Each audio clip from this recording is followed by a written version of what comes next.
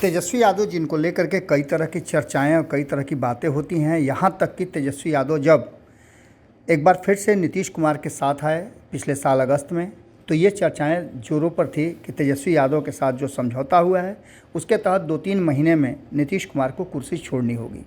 लेकिन अब तक लगभग 11 महीने होने जा रहे हैं और 11 महीनों में नीतीश कुमार अपनी कुर्सी पर बने हुए हैं और एक बार भी उस कुर्सी को लेकर के न तो राष्ट्रीय जनता दल और न ही तेजस्वी यादव की तरफ से कोई मोल जोल या ज़बरदस्ती की गई। आपको बता दें कि तेजस्वी यादव इस बात को समझ गए हैं और पिछले 5-6 सालों में जिस तरह से उन्होंने राजनीतिक परिपक्वता दिखाई है, उसे देख करके ऐसा लग रहा है कि आने वाले राजनीतिक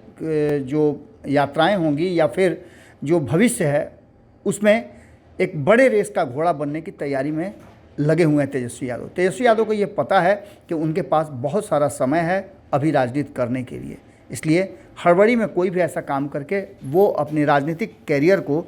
हाशिए पर रखना नहीं चाहते हैं। आपको बता दें कि नीतीश कुमार जिस रास्ते निकल रहे हैं उस रास्ते में आने वाले 5 साल हों, 2 साल हों या फिर 24-25 का चुनाव हो, तेजस्वी यादव के हाथ में कमान आना ही है। क्योंकि वोटों की अगर बात करें तो उनके पास लालू प्रसाद और उनके खुद के संजोए हुए वोटों की संख्या इतनी है जिससे वो कभी भी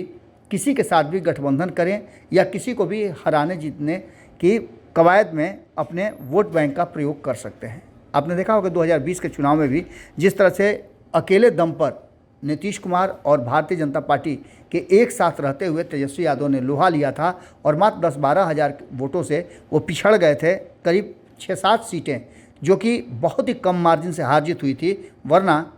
तेजस्वी यादव मुख्यमंत्री की कुर्सी तक पहुंच ही गए थे। अब जबकि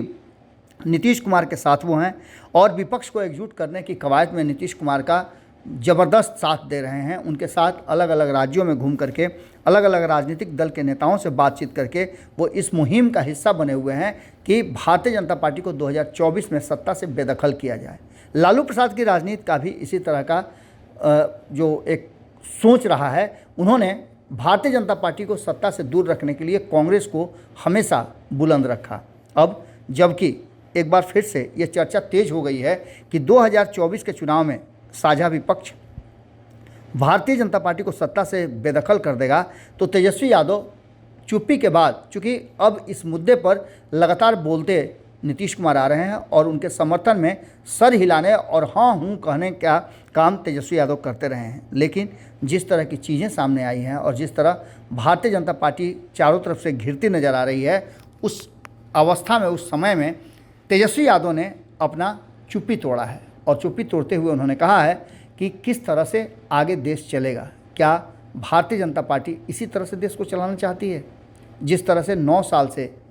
इस देश कराह रहा है? उसको लेकर के भी तेजस्वी यादव ने जो बातें कही है, आप सुनिए क्या कहा है तेजस्वी यादव ने। एजेंडा शुड बी व्हाट, मुद्दे की बात होनी चाहिए ना। आप इस पे बहस करके कितनी गरीबी मिटा लोगे, कितने को शिक्षित बनाओगे, कितने लोगों को रोजगार दे दीजिएगा, कितने इंफ्रास्ट्रक्चर को इम्प्रूव कीजिएगा? टेल मी, अरे जवाब दो। अगर ये वीडियो पसंद आई और वह बिहार के राजनीति और बिहारियत से सरोकार रखेनी तो सब्सक्राइब बटन दबा के चैनल के सब्सक्राइब कर ली। ओजे एगो घंटी बा, ओकरा बटन दबा देला से कुल सटीक और मारक खबर रुआ मुफ्त में मिल जाई। अगर रुआ पत्रकारिता के हमनी के नया प्रयोग में सहयोग कर चाहतानी तो ज्वाइन बटन दबा दी। पेटीएम नंबर नोट कर ली 9386816700। धन्यवाद।